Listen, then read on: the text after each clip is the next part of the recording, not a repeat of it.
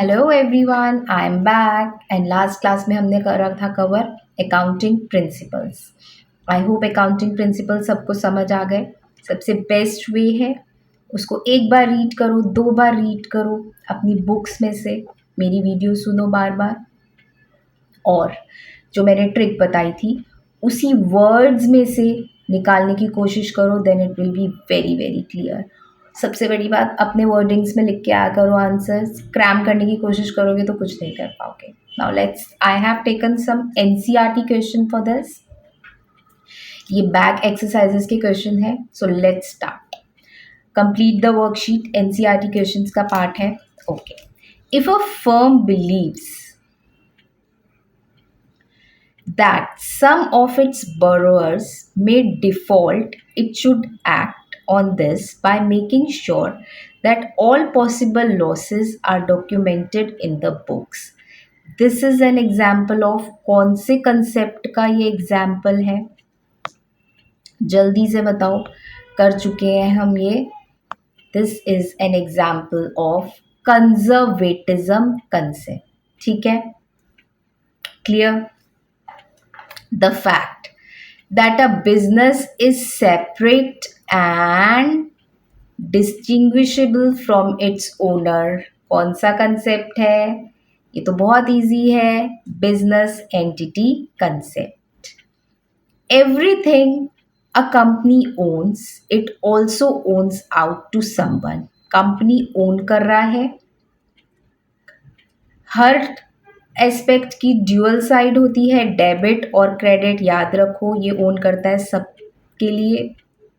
सो ये कौन सा कंसेप्ट है? Dual concept. क्या बोला था? नाम से लर्न करने की कोशिश करो, बहुत इजी हो जाएगा। Next, the dash concept states that if the straight line और मेथड ऑफ डेप्रिसिएशन, डेप्रिसिएशन कहाँ पढ़ा था हमने? पता है ना कि हमें कंसिस्टेंट रहना है, तो ये कौन सा कंसेप्ट हो गया? Consistency concept. Easy easy. A firm may hold stock which is heavily in demand. Consequently, the market value of the stock may be increased. Normal accounting procedure is to ignore this. हमें stock को उसकी original cost पे लेना है। ये कौन सा method है? Conservatism method. If a firm receives an order for goods, it would not be included in the sales figure owing to the revenue recognition. अगर ऑर्डर फॉर गुड्स मिल गया है तो सेल्स फिगर में शो नहीं करेंगे। ये कौन सा मेथड है? Revenue recognisation method. The management of a firm is remarkably incompetent, but the firm's accountant cannot take this into account while preparing the books of account because of measurement concept. Clear है? Management incompetent है, पे नहीं कर पाएगा। ठीक है, अच्छा, इसके आंसर्स एक बार मैं यहाँ पे दोबारा से लिखे हुए हैं आंसर्स। स्क्रीनशॉट ले लो इस पेज का ताकि आंसर्स आपके पास रहें। ठीक है, फिर से बोल रही हूँ, नाम से अगर ढूंढने की कोशिश करोगे ना तो कंसेप्ट्स बहुत क्लियर हो जाएंगे। अगर मेरे साथ आंसर्स नहीं कर पा रहे हो, एक बार करो, दो बार करो, तीसरी बार अपने आप याद हो जाएगा। But the best part is, मेरी वीडियोस देखने के बाद एक बार रीडिंग बुक की ज़रूर किया करो। Next is test your understanding. I hope ये तो सब कर पाओगे because these are one word answers. ये मैंने बुक के कुछ इंपॉर्टेंट पॉइंटर्स में से क्वेश्चंस बनाए हैं। During the life time of an entity, accounting produce financial statement in accordance with which basic accounting concept? Life time of an entity यानी कौन सा कंसेप्ट है हमारा? Accounting period. ठीक है, क्लियर? आंसर का स्क्रीनशॉट ले लो। Next, when information about two different enterprises have been prepared, presented in a similar manner, The information exhibits the characteristic of. जब इंफॉर्मेशन दो डिफरेंट एंटरप्राइज की प्रिपेयर करी है सिमिलर मैनर में, क्या वो वेरिफिबिलिटी है? नहीं। क्या वो रेलिवेंस है? नो। क्या वो रिलायबिलिटी है? No. So answer will be none of above. Clear? Next, a concept that a business enterprise will not be sold or liquidated in the near future. Business हमारा सोल्ड नहीं होगा, बंद नहीं होगा, बिजनेस हमारा चलता ही जा रहा है, चलता ही जा रहा है. किस में था? Going concern. So the answer will be third का answer will be A. Clear? I hope screenshots ले रहे हो आंसर्स के. The primary qualities that make accounting information useful for decision making are relevance and freedom from biasness. Decision making के लिए, decision making का क्या मतलब है कि हमें कंटिन्यू कर सकते हैं या नहीं. Reliability and comparability, comparability and consistency, या none of these. क्या हमारी प्राइमरी क्वालिटीज़ क्या है कि अकाउंटिंग इंफॉर्मेशन यूजफुल है डिसीजन मेकिंग के लिए? तो इसका आंसर क्या है? Relevance and freedom from biasness, reliability and comparability, comparability and consistency. Decision making कैसे कर सकते हैं अगर हमारे पास रिलायबिलिटी और कंपेरेबिलिटी होगा. क्लियर? चलो कुछ fill in the blanks type question पे चलें. Correct word fill in the blank. Okay, let's go. Recognition of expenses in the same period as associated revenue is called dash concept. It is called materiality concept. Okay. The accounting concept that refers to the tendency of accountants to solve uncertainty and doubt in favor of understanding assets, revenue and overstating liability is known as, किस में पढ़ा था ये हमने? Conservatism में. ठीक है. Revenue is generally recognized at the point of sales. Revenue से related है सेल के टाइम. तो ये कौन सा कंसेप्ट है? Revenue recognisation concept. The dash concept requires that the same accounting method, हर में सेम अकाउंटिंग मेथड यूज करना है हर अकाउंटिंग पीरियड से नेक्स्ट में. कौन सा कंसेप्ट है? Consistency. The dash concept require the accounting transactions should be free from biasness. किसमें होता है? Objectivity, verifiable. Clear? Easy थे one words. Okay. Now let's go further. और क्वेश्चंस करते हैं हम. Let's take it. अच्छा एक बार स्क्रीनशॉट ले सकते हो आंसर्स की fill in the correct words के ताकि आपको याद रहे. Now tell the correct word. Correct answer. While preparing the accounts of a company, following issues are faced. Production manager is interested in recording good industrial relations in the accounts. अच्छा हम accounts बना रहे हैं और production manager कह रहा है कि गुड इंडस्ट्रियल रिलेशंस ले लो अकाउंट्स में. क्या ये हो सकता है? No, this is contradictory. Money measurement concept के अकॉर्डिंग हमें खाली वो ही ट्रांजैक्शंस लेनी है जिसमें मनी रिकॉर्ड हो. ठीक है, कोई और नहीं लेनी. क्लियर? सो आपको ये बताना है कि इस अकाउंट को बनाते वक्त कौन सी प्रॉब्लम फेस हुई, हमने कौन सा कॉन्ट्राडिक्ट कर लिया. So that was our money measurement concept. Next one.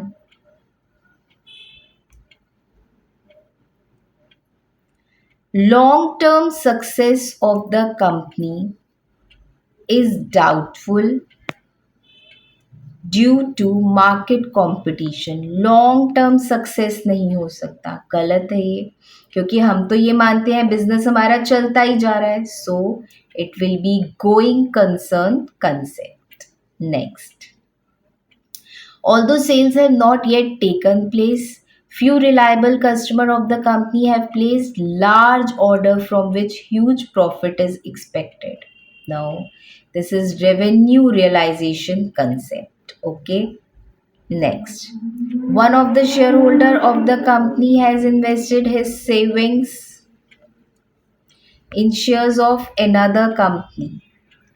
अपनी शेयर होल्डर ने दूसरे बिजनेस में अगर शेयर होल्डर्स लगा दिए, कौन सा कंसेप्ट है ये? Business entity concept. प्रोप्राइटर अलग है, बिजनेस अलग है। Clear? At the end of the accounting period, factory rent of the company is outstanding for rupees 10,000. Doesn't make any difference. हमें रिकॉर्ड करनी है ट्रांजेक्शन्स उसी time, so this is accrual concept, अभी के अभी। At present, market price of the fixed asset of the company is very high as compared to the book value, and directors are interested to show the fixed asset in account at their current market price. No, हमें assets को किस cost पे लेना है? उनकी original cost पे। सो this is historical cost concept. Clear? Next, during the year, I hope आप अपने आप आंसर्स कर रहे हो। नहीं समझ आए, वीडियो दोबारा देखना, जरूर क्लियर हो जाएगा। During the year the company purchased pencils of ₹50. These had been issued from stock and were still in the use at the end of the year. ये कौन सा कंसेप्ट है? अरे पेंसिल्स खरीदो, कुछ भी खरीदो, हमारे लिए ये क्या बिजनेस पॉइंट ऑफ व्यू से ज़रूरी है? So this is which concept? Material concept.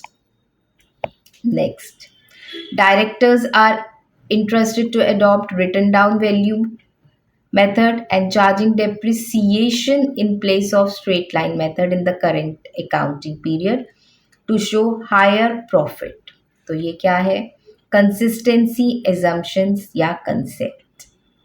Next,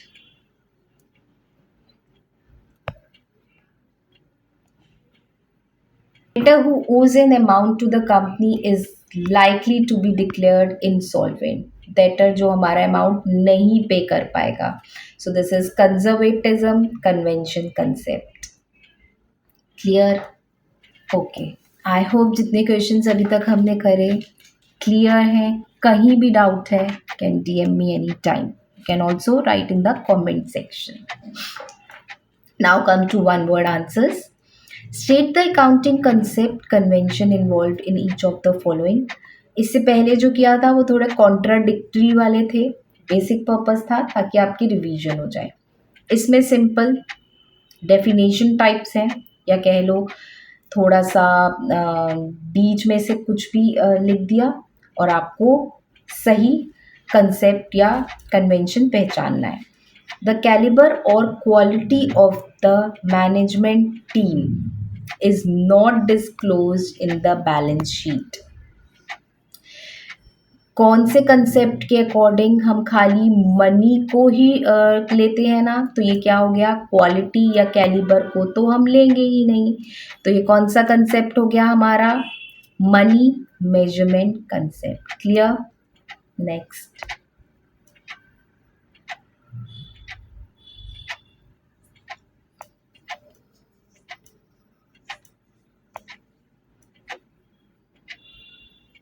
advance received from a customer is not recorded as income or sale.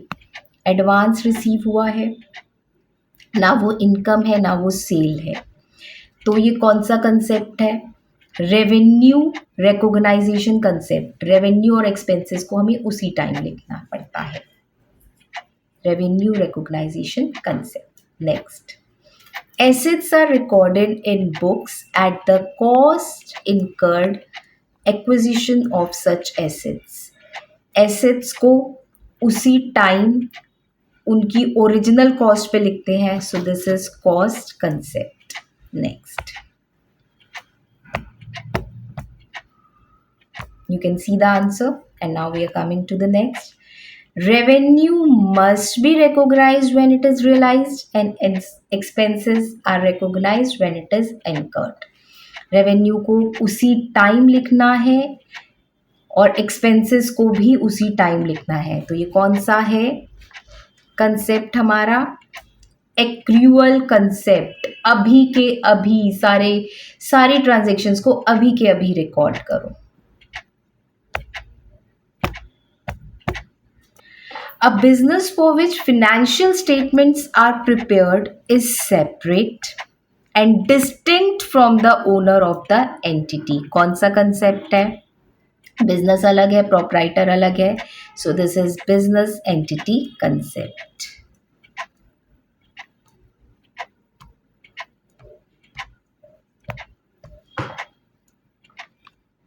The assumption is made that the entity in question will remain in business for the indefinite period of time.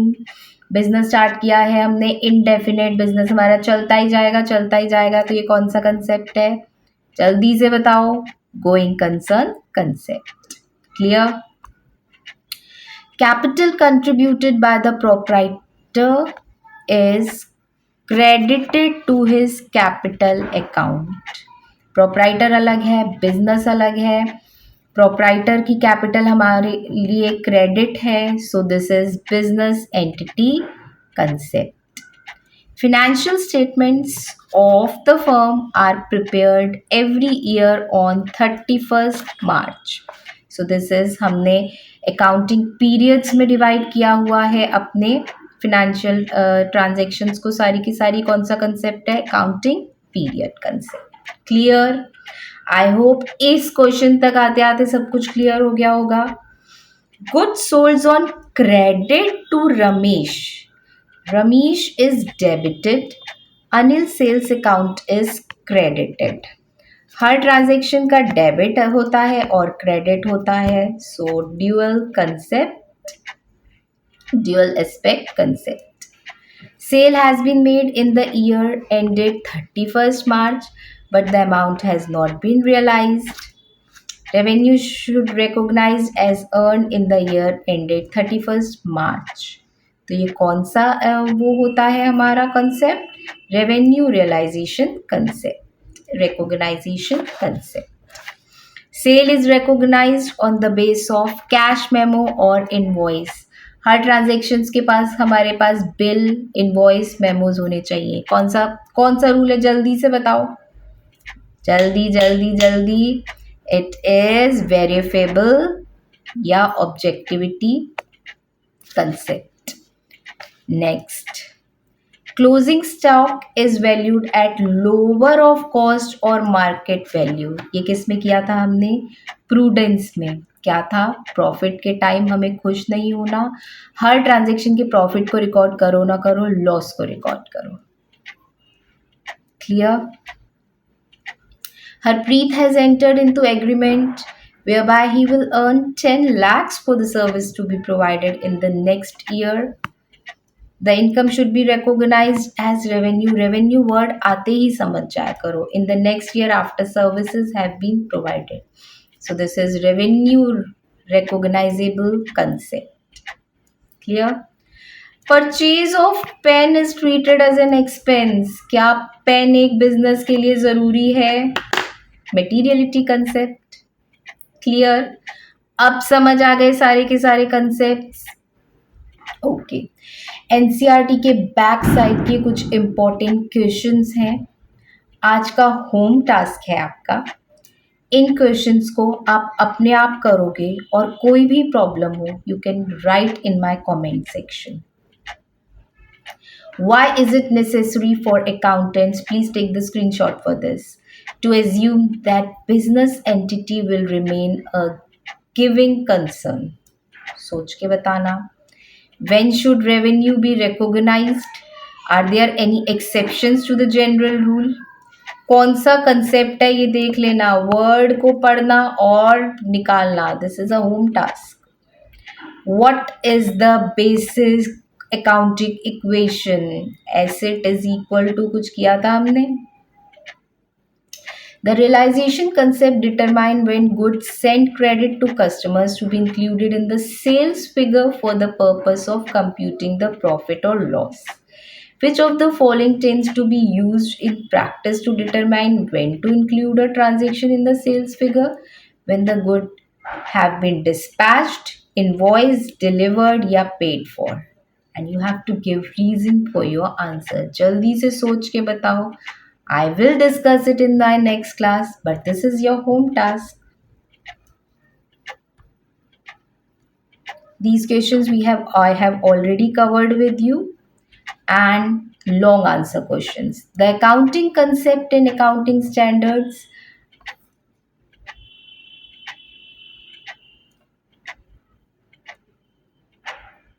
Why is it important to adapt a consistent basis for the preparation of financial statement? Consistent words से निकालो कौन सा concept आएगा. Discuss the concept based on the premise do not anticipate profit but provide for all losses. कौन सा rule है ये? You have to define here prudence concept. क्या बोला था? P से prudence, P से profit के टाइम हमें खुश नहीं होना, losses सारे निकालने हैं. What is matching concept? Revenue और एक्सपेंसेस को उसी टाइम लिखना है. Why should a business concern follow this concept, इसको डिफाइन कर दो. What is the money measurement concept? हमें वही ट्रांजेक्शन्स लेनी है जिसमें मनी होता है. Which one factor can make it difficult to compare the monetary value of one year with the monetary value of another? What is the money measurement concept? Define कर देंगे हम. हाँ, ये इम्पोर्टेंट है. विच वन, अच्छा कोई भी चीज़ concept explain करते हुए उसका एग्जाम्पल ले लेना कि मनी मेजरमेंट कंसेप्ट में जैसे हम सपोज हमने सेल करा कोई भी चेयर फॉर ₹50,000 सपोज, तो ऐसे करके आप एग्जाम्पल जरूर दिख लेना. Which one factor can make it difficult to compare the monetary value of one year with the monetary value of another year? कौन सा फैक्टर से हमें डिफिकल्ट हो जाएगा कंपेयर करना कि एक साल से दूसरे साल में? This factor is inflation. जब भी इन्फ्लेशन हो जाता है सो it becomes difficult for us. Please take the screenshot of this slide. And with this, we come to end of the NCERT questions of accounting principles. In the next class, chapter number 3 का ही theory का part है accounting standard that I'm going to cover. फिर से बोल रही हूँ, किसी भी questions में कुछ problem है comment section में करना और home task वाले questions ज़रूर करना. So I'm again saying today's topic was very very important. I have covered all the answers of NCERT questions. So before going, do subscribe my channel and do like my channel. Bye bye for today.